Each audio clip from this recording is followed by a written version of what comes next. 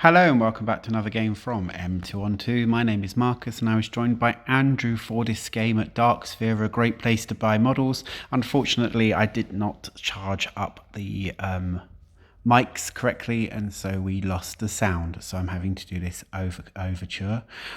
We are playing a game of Malifaux. We're in the third edition of the game, but we're in Gaining Grounds 4, so the latest edition. We are both running Arcanists. For myself, I'm running Witness. That's Damien Ravencroft. I'm trying the first edition, which is the Aspirant version, as the new masters are both named or titled, while Andrew is running the untitled Rasputina. Crews will be in the information underneath this, so in the notes. Also, we'll put the schemes and strategies in there as well. The game itself is a corner deployment stuffed ballots, and we will talk about schemes as we go through the game. We're just going into, we're in round one at the moment, and for round one we are just getting up the board. I was the attacker for the game, so I picked a side which had a little bit of a clearer entrance through into the middle ground, leaving Andrew in a little bit of predicament behind a wall and with a forest in the way. He did have December's Passage to be able to try and get people out of there, but on the first turn he black jokered it, so it meant that he was unable to get his crew out of the corner as quickly as he wanted to. And once he did get people out of the corner, I was able to push him back a bit with Marco and Ledger Domain, who were in this crew. I'm trying out Witness, and Witness seems a really powerful keyword. The configuration really does help, and Damien 1 has like 3 really clever tricks. One of those is that if you take an action more than once, like Molly, rather than take damage, if you don't discard a card, you will lose the action. The next is every card that comes into my deck of my configuration, which is worth 9 or more, I get a move or a shielded one, and with Miya Murakami in the crew as well, you get the shielded as well as she's within 4 inches. So you end up getting a lot of extra movement. So while I was on corner deployment, I ended up being able to get quite center before the end of turn 1 to be able to start controlling the game. Dabblers are bullshit and are really good at putting out ski markers and getting them just over the center line on the first turn. So this allows you to score some really easy schemes for turn 2, or at least deny your opponent the chance. And having 3 Soulstone Gamin in this list allowed me to compete for all markers on the board.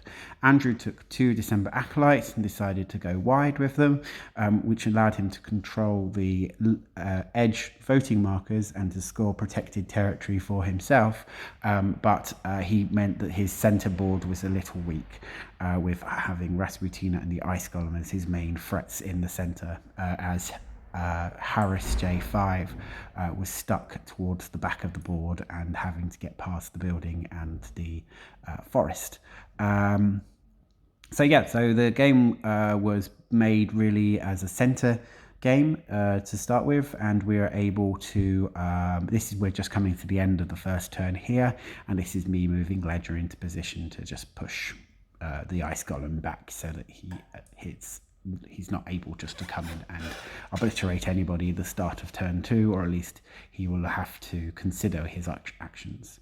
Andrew likes to use the Avalanche ability on the Ice Golem, which allows you to put a hazardous aura around him at damage range 4 inches at damage 1, but if you remove an ice pillar it goes up to damage 2, and a lot of this game was me playing around that until I could remove the Ice Golem from the board.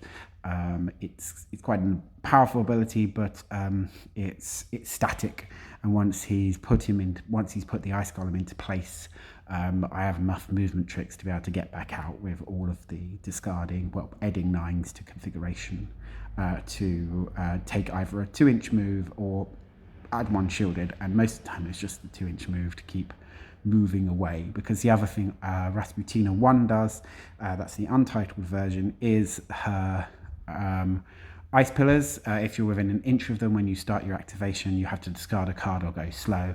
And generally, before I was ending up starting an activation, I was more than an inch away from them. And because I had 3 Dabblers and 3 Soulstone Gamin on the board, a lot of their jobs was spent moving walking up to an ice pillar and destroying them, as they are destructible, thank goodness. So that was what happened for most of the game. So at this point, we're into turn 2. So Andrew is voting or stuffing ballots on the corners. I'm sure I can stuff 1 ballot for turn 1 because you only need 1 stuffed with votes to be able to score this. I was expecting Andrew to go for placing an ice pillar near each of the different ballot boxes and then using Rasputina's actions just to put a vote into each ballot to start the process of owning them. But this was not his play, and as he was trying to make sure that he had enough ice pillars on the board because I kept destroying them, and also to get the Golem in place. He had some unlucky black jokers as the game went on, and that stopped him being able to December's passage as far as he wanted, and so this meant that where normally he would be able to control the board with the ice golem and causing lots of damage, instead I was able to use the abilities on different models. So Dabblers have a push, Marco has a push, Ledger has a push, and these allow you to get people out of the way of the damage coming into the crew, and that was really useful. It was quite interesting not having Bellavantine and Lointh, because you had to play a very different style of game, because you couldn't just go down straight into the center of somebody and take them down.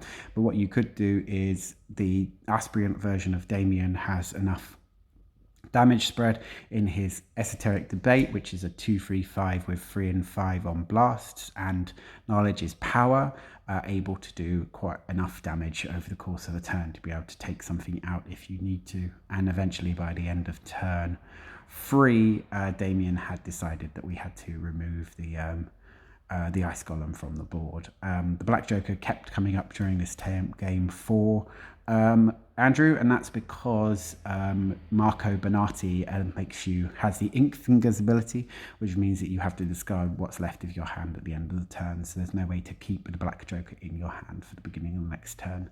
What was nice on this crew as well, because it had 4 people who could hold cards in the configuration, that's the 3 Soulstone Gamin and the box, I was able to keep a large number of cards available to cheat with, as Damien Aspirant allows you to discard a card from your hand to cheat from your configuration.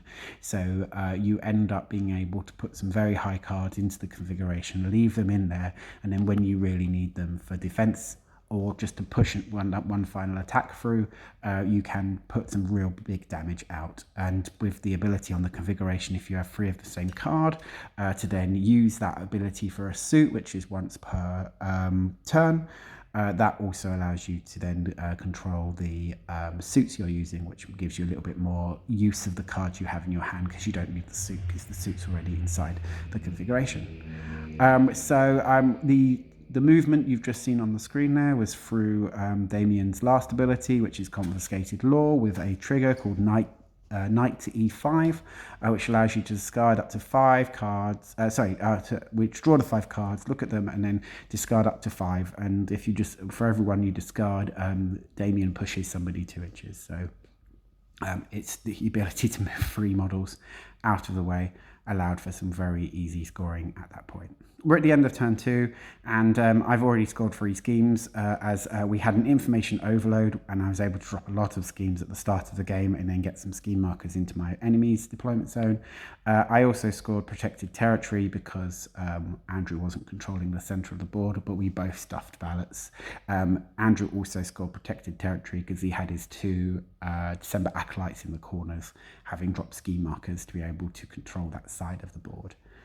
So he was able to control that. So for the second turn, I needed to be able to control the second marker. He'd killed the Soulstone Gamin at the top of the screen, but I had one going towards the middle of the board, and so I went with that to be able to score my second point, and that allowed me to have 2 with votes in. The The issue with the December crew, or how Andrew had built it, was that it didn't have many movement tricks. There was no Blessed of December, no ice dancers, so there was no way to get to a position apart from his clockwork creature Gearling, which was able to get somewhere and then drop markers down, as there's quite a lot of severe terrain on this board, both the forests, the tailed field and the concealing field, which is the yellow one at the top. A thing I learned from this game also was that dabblers, when they ride the etheric currents, ignore terrain. We learnt that on turn 3, so if you end up with having 4, maybe 5, 6, 7 cards in your configuration, you can actually go 9 inches of ignoring terrain for a 0 action, which costs a 5 to happen. So you can actually get the dabblers really far around the pitch and then pop out ski markers with their lightning bolts. What I also found with the dabblers, which is really clever, is their ability to fail duels. And if you fail a duel, then you get to put the top card that's in your discard pile into your configuration. And so there were times, and that feels like tools for the job in other crews.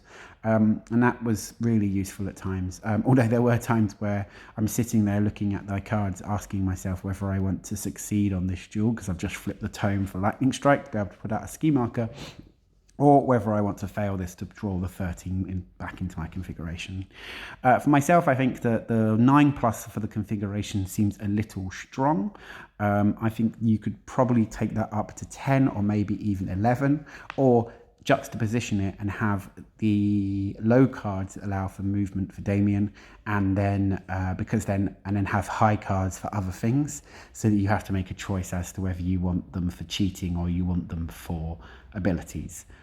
Because having them available, putting 9s in, sounds like it's difficult, but then you just draw another card. So you end up with so much card draw over the course of the turn, and the box allows you to then pick cards back up. So even if you start the turn with only 3 high cards, you put the 3 high cards in, draw 3 new cards, and then the box gives you 3 new cards, puts 3 low cards in, and then you can start that process again of putting new cards in.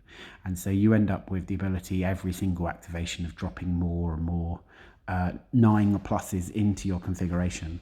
Miya Murakami also allows you to take a high tome from your discards and put it into configuration. This gives you another turn. Also, you have the, and she also has the ability to allow you to see the top 2 cards of your opponent's deck, which is quite, to a card based on number of tomes in your opponent's deck, so that's quite useful. And then apart from that, the crew is just moving up the pitch, and it's got just so much efficiency in itself, because every model is just be able to control what's going on. The Marco Bonati has a crow trigger, which allows you to draw a card back from your configuration, and that's on his shockwave. So you're not fighting other opponents, you're just flipping cards and looking for crows, and you can always, as long as you've got 3 in your configuration, or if you've got I think it's a 6 of crow in your hand, you can get a card back from your configuration and move it back to yourself. So this allows you to move the configuration back and forth over the course of the game. Let's just see where we're up to. We're about to end turn 3 by the looks of it, and at that point Damien went in for the kill on the ice golem, and he was able to just use the cards from his configuration to burn it to death and kill it with knowledge is power.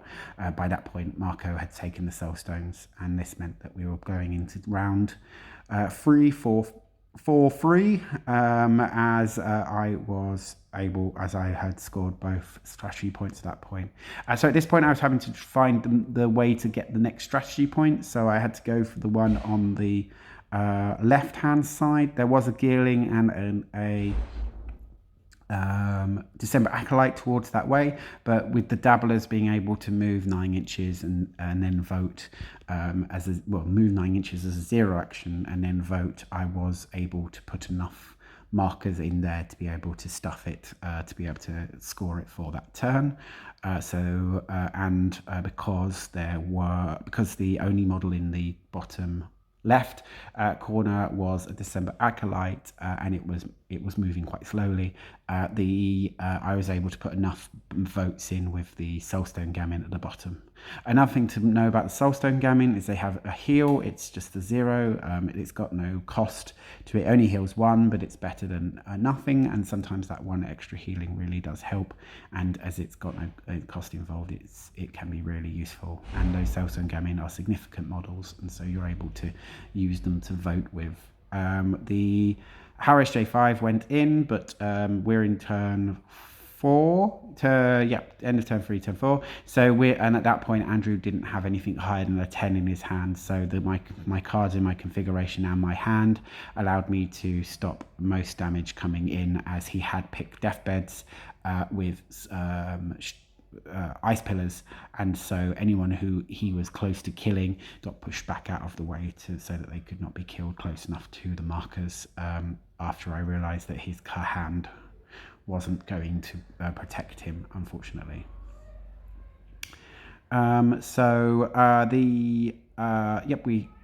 We had some not seeing when so we're just about coming into the end of the 4th turn here. Andrew is generally using his pass tokens to add pluses to his initiative, rather than to his to use them during the turn to control activation order. And that was a black joker for a Gearling trying to come in and steal the center marker and score him a point. So that black joker there again takes away a point from the score for him, unfortunately. So he wasn't able to do his strategy for that turn, which was to watch chain in and then get and then just fill up that ballot in the middle to make me have to make a decision about what I'm doing in that center board. We're just about finished into this turn, and we're shuffling up, and it's 5-3 as Andrew could not score the strategy that turn, and we're going into the 4th turn now. Andrew cheats to go first, and is placing out more ice pillars. This is to try and slow down my crew and hold it back for the last turn. For myself, I need to try to get to that strategy marker in his backfield to be able to score, as the ones in the corners are too far away and I haven't placed models in positions which can easily get to them. But I am able, every time I pop a 9 into my configuration, to move the Soulstone Gamin towards that location, and I am continuing to watch to see whether there is any ski markers going down near to ice pillars, at which point I'm using high cards from my configuration to defend against attacks. So this turn is mainly just about holding the center and getting that Gamin into position. The only thing I would say was that there was a moment in the game where the Soulstone Gamin could have at least been held back, or the Silent One could have just pulled back and added 1 more vote into the backfield. That would have at least stopped me scoring the 8th point, but that wasn't done, so the score ended differently for us. The only other thing is to say that we did make one mistake in the fact we put votes into the box at the start of on the turn 1, and you can't vote on turn 1 is the biggest mistake we made during this game. For myself, I'm really pleased with what Witness does. It feels really powerful, and it's a strong keyword.